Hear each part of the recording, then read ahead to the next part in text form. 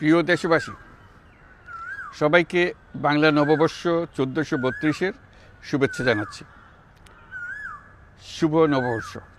পহেলা বৈশাখ আমাদের প্রাণের উৎসব, বাঙালির সার্বজনীন উৎসব। পুরো পৃথিবীতে যেখানে যেখানে বাঙালিরা আছেন, আজ আমাদের সবার আনন্দের দিন, বর্ষবরণের দিন। বাংলা সাল গণনা শুরু হয়েছিল কৃষিকাজের সুবিধার জন্য, ফসলি সন হিসেবে। এখনও এদেশের কৃষকরা বাংলা তারিখের হিসেবেই বীজ বোনেন, ফসল তোলেন। বাংলা নববর্ষের এক অবিচ্ছেদ্য অংশ হালখাতা। এখনকার আধুনিক সময়েও এখনও এই হালখাতার ঐতিহ্যকে ধরে রেখেছেন বাংলাদেশের হাটে বাজারে, শহরে বন্দরে।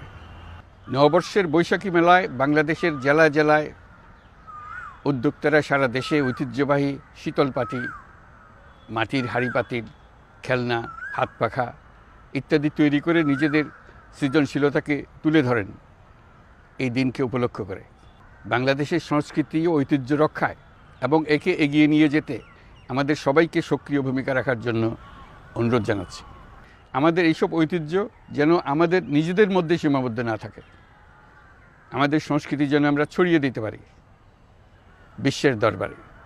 বছরের এই দিনটিতেই আমরা সুযোগ পাই আমাদের সুদীর্ঘ ঐতিহ্যকে নতুনভাবে নতুন প্রজন্মের কাছে উৎসবমুখর পরিবেশে তুলে ধরতে এবং পৃথিবীর সামনেই তুলে ধরতে। পাহাড় ও সমতলের বিভিন্ন জাতিগোষ্ঠীও চৈত্র সংক্রান্তি ও নববর্ষে এবার বড় পরিসরে উৎসব উদযাপন করছে। পহেলা বৈশাখ সম্প্রীতির দিন, মহামিলনের দিন, আজ সবাইকে আপন করে নেওয়ার দিন। এবারের নববর্ষ নতুন বাংলাদেশের প্রথম নববর্ষ। আসুন আমরা বিগত বছরগুলোর গ্লানি, দুঃখ, বেদনা, অসুন্দর ও অশুভকে ভুলে গিয়ে নতুন প্রত্যয়ে, নতুন উদ্যমে সামনের দিকে এগিয়ে চলি।